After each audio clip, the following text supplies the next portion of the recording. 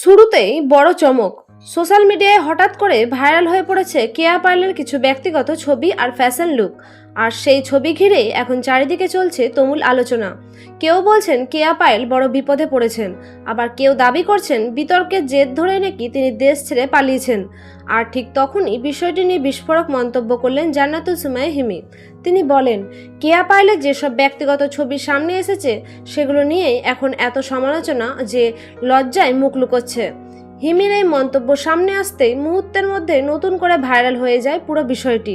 Net দুনিয়ায় অনেকে বলছেন এত ট্রল আর সমালোচনার চাপেই নাকি কেয়া হঠাৎ চলে গেছেন। এর মধ্যেই আবার ভাইরাল হয়েছে বিমানবন্দরের কিছু ছবি। সেখান থেকে অনেকে দাবি করছেন কেয়া পায়েল নাকি দেশ ছেড়ে চলে গেছেন। তবে আসল সত্য এখনো পুরোপুরি পরিষ্কার নয়, কারণ এই বিষয় নিয়ে এখনো পর্যন্ত কেয়া পায়েলের পক্ষ থেকে কোনো অফিসিয়াল বক্তব্য যায়নি। কিন্তু একের পর এক ভাইরাল ছবি আর হিমির মন্তব্য সব মিলিয়ে পুরো ঘটনা এখন সোশ্যাল মিডিয়ার সবচেয়ে আলোচিত টপিকে পরিণত হয়েছে। এখন প্রশ্ন একটাই, সত্যিই কি কেয়া পায়েল দেশ ছেড়ে চলে গেছেন, নাকি এর পেছনে লুকিয়ে আছে অন্য কোনো রহস্য?